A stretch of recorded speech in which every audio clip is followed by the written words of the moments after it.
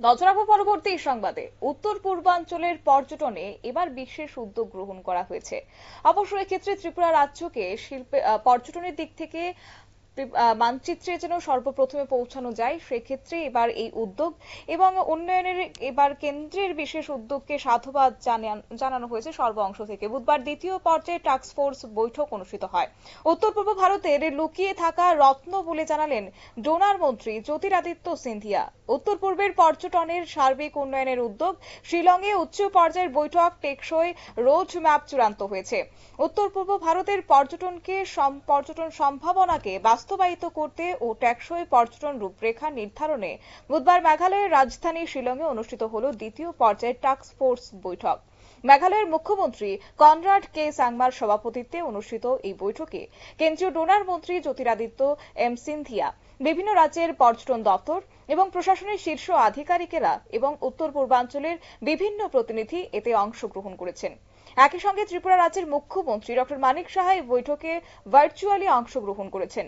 বৈঠকে উত্তর পূর্বাঞ্চলের পর্যটনের সম্ভাবনার পূর্ণাঙ্গ সদ্ব্যবহার, আন্তঃরাজ্যের পর্যটন সংযোগ সংশক্তিকরণ এবং পরিবেশ বান্ধব অবকাঠামো নির্মাণ, পাশাপাশি স্থানীয় জনজাতিদের জন্য টেকসই উপার্জনের সুযোগ সৃষ্টি নিয়ে বিস্তৃত আলোচনা হয়েছে আজকের এই বৈঠকে।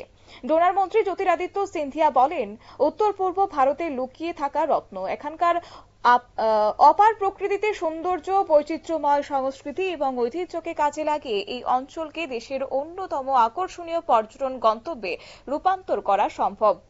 মুখ্যমন্ত্রী সাংমা জানান যে শুধুমাত্র পর্যটনই নয়, এই খাতের বিকাশের মাধ্যমে স্থানীয় বাসিন্দাদের কর্মসংস্থানের পথও সুগম হবে। তার কথায় পর্যটনের উন্নয়নের পাশাপাশি পরিবেশ ও সংস্কৃতির সুরক্ষার বিষয়টিও অগ্রাধিকার রয়েছে। বৈঠকে রাজ্য ভিত্তিক পর্যটন পরিকল্পনা উপস্থাপনা করেন বিভিন্ন মুখ্য সচিব ও কর্মকর্তারা।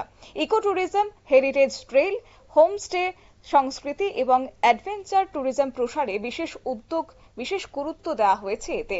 পাশাপাশি বিমান, রেল এবং সড়ক পথে আন্তঃসংযোগ উন্নতির জন্য প্রয়োজনীয় পদক্ষেপের বিষয় নিয়েও আলোচনা হয়। বৈঠকে একটি সমন্বিত ও দীর্ঘমেয়াদী রোড ম্যাপ প্রস্তুত হয়েছে, যেখানে যা জানিয়েছেন অংশগ্রহণকারীরা। তাদের মতে যথাযথ পরিকল্পনা ও সমন্বিত উদ্যোগের মাধ্যমে উত্তর পূর্বাঞ্চল ভারতীয় পর্যটনের অন্যতম কেন্দ্রবিন্দু হয়ে উঠবে। নিয়ে নিচ্ছি ছোট্ট একটি বিজ্ঞাপন বিরতি, সঙ্গে থাকুন।